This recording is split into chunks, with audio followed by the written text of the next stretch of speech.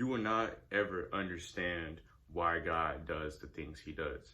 You will never understand why God designed things the way he did, why he made your life the way it is, why he puts us into different situations, right? Whether good or bad. And ultimately, we don't ever understand God's actions and motives. But one thing we do understand is that we can trust him, right? We can truly trust God with every single walk of our life, right? There is so much uncertainty in life, right? But we have to understand through the uncertainties of life, we have to understand that God's going to constantly always be with us, constantly always want to guide us in the right path, and constantly always watch over us. I'm going to read Ecclesiastes chapter 11, verse 1. And I want you to really listen to these verses, right? It's called the uncertainties of life. Send your grain across the seas, and in time, profits will flow back to you. But divide your investments among many places, for you do not know what risks might lie ahead. When clouds are heavy, the rains come down. Whether a tree falls north or south, it stays where it falls. Farmers who wait for perfect weather never plant. If they watch every cloud, they never harvest.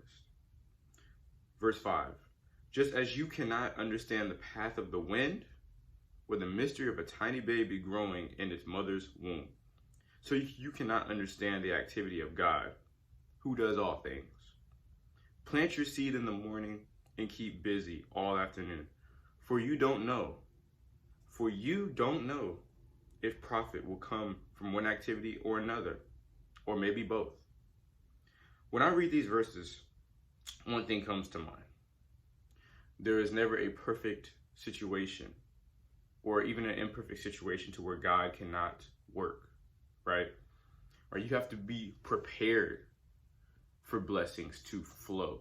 But preparation comes with uncertainty, right? You know those people that played the lottery, right? And they got lucky and they won. But they, in the back of their minds, a lot of them didn't come with confidence thinking that they were going to win the lottery. They just, some of them were blessed and some of them got lucky. And then some, them going into that lottery, they're like, man, I ain't going to win. I'm just going to play, right? Or you plant a seed in the winter, right? And you expect it to grow. You water it, you flourish it, and you expect to get a bunch of sunlight when in reality it's going to be super duper cold, 20 degrees, 30 degrees.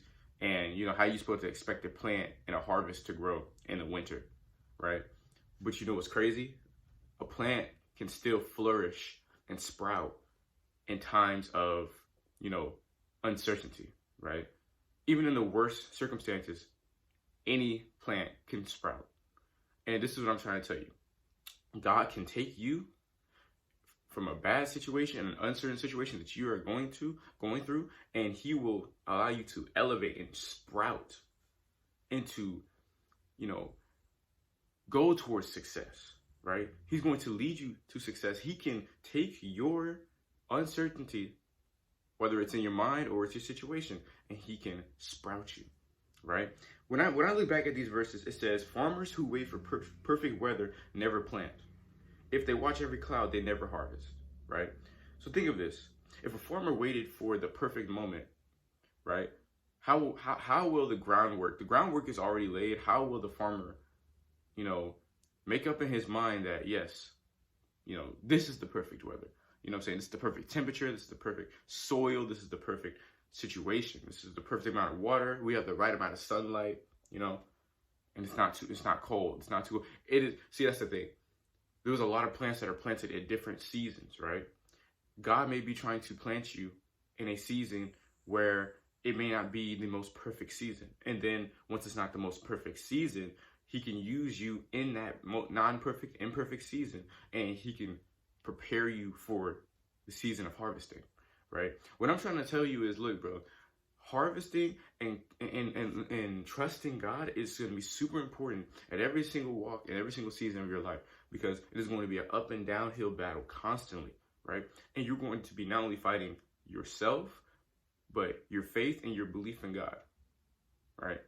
There is no question that people deal with uncertainty, right? Whether it's relationships, right? They're going to be like, man, maybe I'm, someone you're talking to, right? You like them so much, whatever the case may be. They have all the intangibles that you like, right? You see something in this part, right? But at the same time, it may not be the right timing in your mind. But at the same time, God might be like, this is your person, even in the worst of times, even in the imperfect season, even when you're busy. This is the person that, he's blessing you with, right? There are different situations. Everybody's situation is different, right?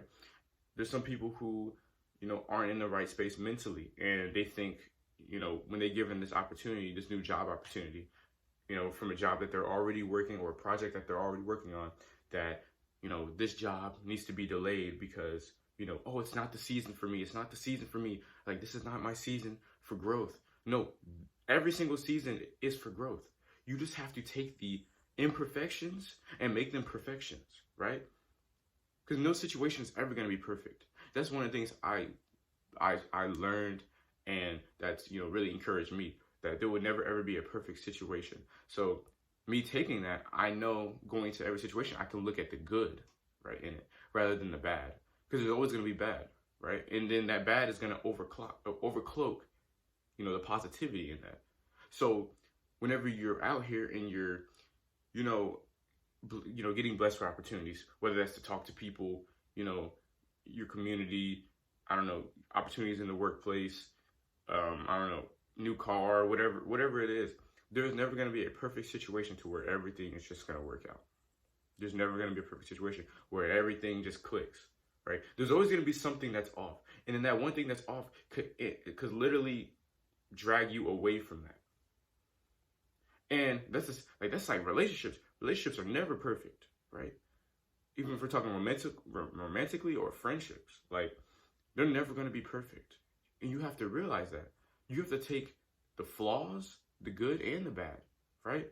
That's why in a lot of relationships you see people say, I don't see your flaws. No, there's always going to be flaws in people and in relationships. But you have to learn what, the imperfections are and the perfections are. And then you have to enhance the imperfections. But I'll leave you with this. And I'll read you this last part of verse 6 again. And, this is something I have highlighted. For you don't know if profit will come from one activity or another, or maybe both. You don't know. So the Lord could bless you with no profit. The Lord could bless you with profit from one crop, or the Lord could bless you with a profit from both crops, right? But see, that's where that faith comes in. That's where that belief comes in. And that's where, you have to learn to realize that, like, you have to be patient, right? You have to be patient. You just don't know. So the uncertainties of life are all around us. It's a constant whirlwind of uncertainty.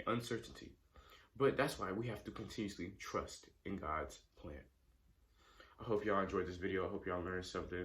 If you want to read more about this, read Ecclesiastes chapter 11, verses 1 through 6. That's what I read in this video. I'm pretty sure there's more verses about, the uncertainties of life. But share this video with somebody that may need it. Like, comment, subscribe if you're new. Join the Discord link in the description. Thank you for watching. As always, God bless.